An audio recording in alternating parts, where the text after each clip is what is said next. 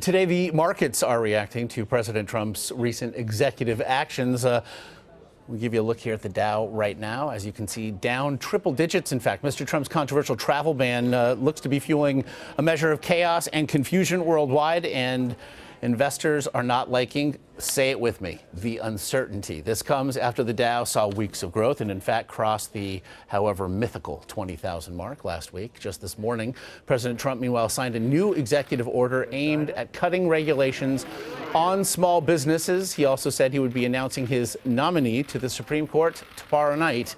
And so lots to discuss. Thankfully, we have an almost literal cast of thousands to do it. Trump supporter and political editor of RightAlerts.com, Scottie Nell Hughes, CBS News contributor Mark Leibovich of the New York Times in Washington joining us as we move clockwise through the quad box. CBS News political contributor, Republican strategist Leslie Sanchez, as I then move us diagonally across said box, and Robin Wigglesworth of the Financial Times. So, Leslie, let's start with you here as we look to support or opposition for a very controversial travel ban. We've seen almost 24 Republican lawmakers, in fact, speaking out against it, notably Senators John McCain and Lindsey Graham. The impact, however, early then of a potential intra-party feud here is what? Well, we always knew there was going to be tension, and this has a lot to do with the way it was rolled out. Many on the Hill have argued that it is sophomoric, that it was not done with enough vetting and awareness, not only within the administration, but members on the Hill who do not like to be caught off guard, especially when it comes to this. It creates a lot of misunderstanding, a lot of confusion, and that's the rippling effect, Josh. And the question is going to be, can the new president settle this down, calm those nerves, and really have a process that can build a very strong coalition? Mark, we've seen the president look to play to his base here in the first week plus, particularly with orders signed almost on the day. But really, to Leslie's point, what to make then of the first real potential, it would seem, serious impasse with members of his own party? Well, I mean, I think the impact is already kind of showing, at least in Congress. I mean, it's not clear that he's lost any support whatsoever from the people who voted for him, from a great many Republicans. In fact, you know, some would argue, I mean, I haven't seen any polling on this yet, that at least the events of the last few days have been a signal that he is a man that is actually doing what he said he would do. He is a man of action, to use sort of the more approved talking point. And that look, this is what shaking things up look like. I mean, yes, I mean, to some people it looks like chaos. I mean, objectively it looks like chaos, but you have to understand that the opposite of chaos is the status quo. And a lot of people, in fact, an electoral majority of people voted for, I mean, I guess a more chaotic choice, which is what was embodied by Donald Trump. So in Washington, obviously it plays out a lot differently, but it's unclear how this is going to play nationally. Now, Scottie, we did hear the president himself refer the day he signed this order that he thought things were working nicely. He said today that he thought yesterday was a very good day for Homeland Security. He also wrote, though, at one point that this order was not about religion. Though, Scottie, after signing it, he tweeted that Christians in the Middle East have been executed in large numbers. That certainly received a lot of blowback on social media when he, in fact, tweeted that. Why tweet that, though, if, in fact, religion was not in play here? Well, I'm not going to be one of those to start explaining President Trump's tweets at this point. God help the person that does decide to go down that route. But I will say this. When you look at it, we did have, and I think the reason why it looks like chaos is because it is chaotic right now. And to Leslie's first point, it was because the rollout of it. Now, this was not to be unexpected. This was the same campaign promise that he made back in July of 2015. In fact, I remember coming on here and debating with you when that was happening. So it was not to be unexpected. I think the fact that it was going to be expected this soon is what has caught everybody off guard. It has not changed his base. And when it comes to the religious, it's not a religious test because 40 different Muslim countries are not on that list. So if this was per se a ban on Muslims, then those countries would be involved. And Mr. Trump would, or President Trump would not have had successful conversations yesterday with leaders of the King of Saudi Arabia, the Crown Prince of Abu Dhabi, and other leaders of mainly Muslim countries who are still willing to have good conversations with President Trump. It should be noted that the Trump Organization does business in many of the countries not on that list, Muslim majority countries, as you mentioned there. But again, Rudy Giuliani, staunch Donald Trump surrogate, Scottie, himself confirmed that President Trump did contact him saying he wanted a Muslim ban and he wanted Mr. Giuliani's help to make it legal. Well, that's unfortunate if that's what it was, but I'm not going to take someone that's not in the White House. As much as I respect former Mayor Giuliani, I think I'm going to take the president's words. However, we also have to realize, to your comment there, a lot of people are questioning like why Saudi Arabia is not on there. Well, it's simple. We have American bases in Saudi Arabia. A lot of the countries that were excluded from this is because we actually have American holds like military bases in those countries that were not included on this base. It's not just necessarily the Trump holdings in there. That was a great thing that circulated amongst social media yesterday. But there's also reasons like we actually have U.S. soldiers in those countries, and that was not going to. That's one of the reasons why that country was not put on that ban list. Meanwhile, Robin, we look at the global reaction to this now. There is petition that has garnered over 1 million signatures looking to the UK to cancel Donald Trump's visit there to visit with the Prime Minister, Theresa May. We had the office of Angela Merkel, the German Chancellor, come out and say that she actually explained the Geneva refugee convention to him as it regarded taking in refugees. What do you make of the global reaction to what President Trump did last weekend? Well, I think it's safe to say that the Europeans are unhappy about the direction things are moving. I think people were worried for a long time and have been prepared to move exceptionally carefully with a very unpredictable presidency. That is, like Mark said, this was, what somebody called the chaos candidate. And, we have seen some chaos in the first few weeks now. They're still going to move very carefully. We saw with Mrs. May's visit here that, their inclination is to move very deliberately, very carefully, and trying to engage, and then sometimes for moral or domestic political reasons, draw a line in the sand and say, well, we disagree with A or B or C. How much they can do is, hard to say. Well, and so, Leslie, if there is something of a sale then to be made to overseas allies, the latest poll numbers on this issue, again, a poll released January 12th from Quinnipiac, showed that some 48% of American voters supported suspending immigration from terror-prone regions, even if it means turning away refugees. And yet we see the outrage. We see the images that played on our television screens here in America over the weekend. Is there something more then that the Trump administration should be doing to sell this initiative, if nothing else? Well, there's two pieces to that, Josh. One is this is not new, that this was a major campaign promise we heard about for 18 months. If not, it was a key component of what evangelized much of the Trump base. What's different is governance, is how do you actually execute upon those strategies?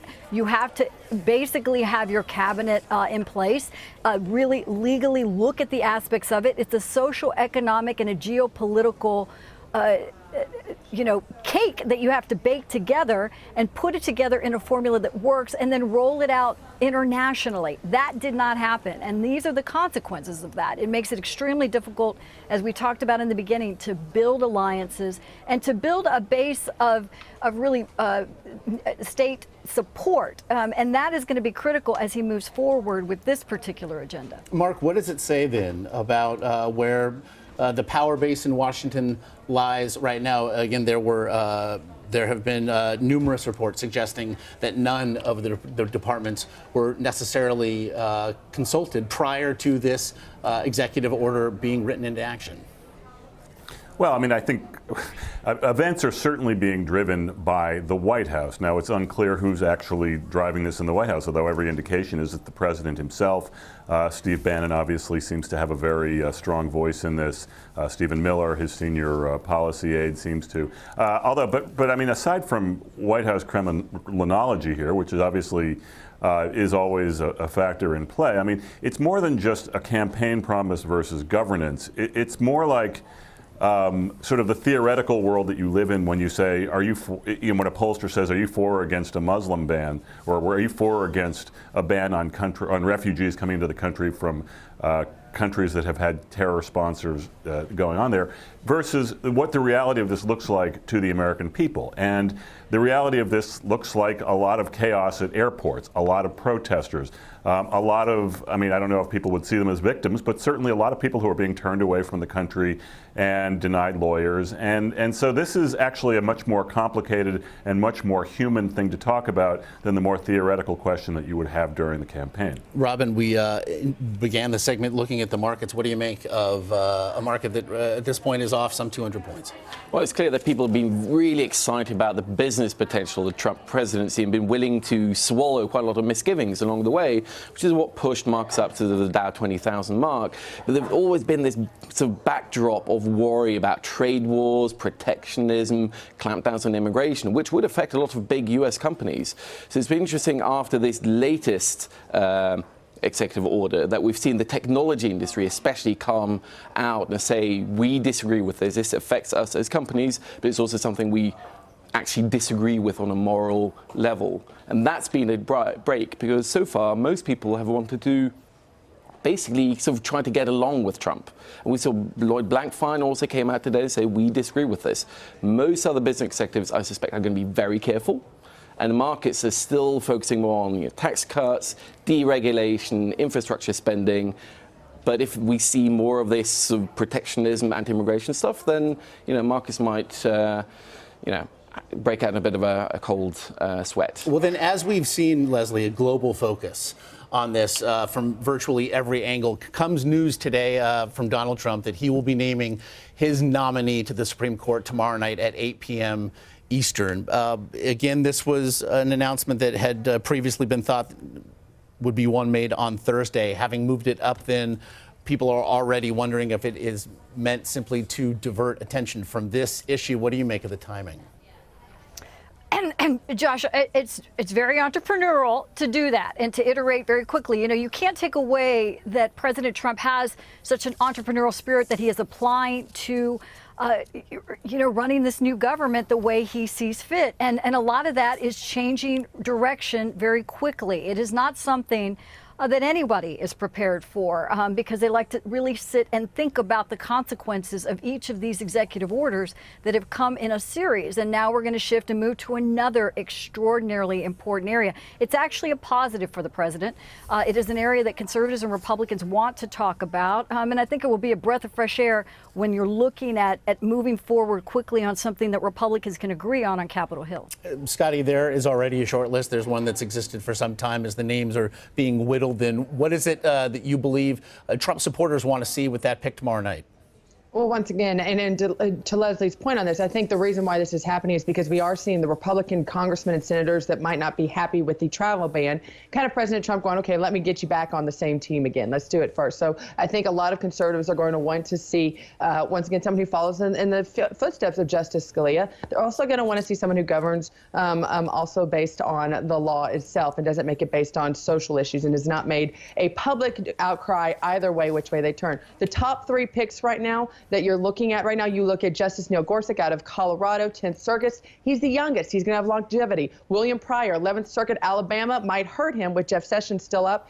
He's ticked off both sides at some point. Conservatives are upset about a ruling he had considering transgender issues, except he did criticize Roe versus Wade. And then you've got Tom Hardiman right there, following in the footsteps of Justice Alito, sided with criminal defendants. And instead of when there was over prosecution, which a lot of conservatives think that as well. So all three of them right now, I think, would be very acceptable by conservative standards. Mark, strategy does come into play here, given the fact that it's believed that President Trump will actually have two vacancies to fill on the Supreme Court. And so to that end, as Neil Gorsuch is thought to be perhaps the favorite heading into tomorrow night, he is also, as our Jan Crawford explained today, something of an elite pick, something of an expected choice. Whereas somebody like Thomas Hardiman is seen more as a man of the people, if you will. And it's thought perhaps that he might be the pick here as the Trump administration tries to, if nothing else, take the temperature and see just what sort of fight the Democrats are fixing for. What do you make of it all? Well, I think that's an interesting point. I think the only thing I have a worse track record on than Trump Kremlinology at this point is judicial Kremlinology. So I'm going to sort of take maybe a cop-out approach and just say that With the judicial nominee that he has, it's almost like he has a get-out-of-jail-free card in his pocket. I memean, I think either way, I think it's pretty likely that a lot of Republicans are going to rally pretty enthusiastically to this pick in the Senate. I mean, it's not. I think the only possibility in the other direction is if people like Lindsey Graham and John McCain decide to sort of lock arms and link the issue of the justice nominee to issues like Russia sanctions, like the immigration order over the weekend. But I do think that this is a potentially unifying thing. I think I agree with Scottie and with Leslie that it's going to be something that will probably be seen as safe. And I think whether it's safe or not, and I think people are going to obviously look at the substance of it and the substance of this person's record, it's going to be something that can easily unify the party in a very quick way. And whether it's sustainable and whether it goes beyond a day or so is another question, because events have been moving fast. But this is a potentially very good and positive event for Donald Trump within the Republican Party. Perhaps to your point, though, Mark, 8 p.m. Eastern tomorrow night seems forever away at this point, to be sure. That is true. That is. Mark Leibovich. Much can change. Indeed, and shall. Leslie Sanchez, Scottie Nell Hughes, and Robin Wigglesworth, very much appreciate all of your collective time today. As we step away now, we're going to take a quick break, reset. We'll have more news when we return. Stay with us. You're watching CBSN.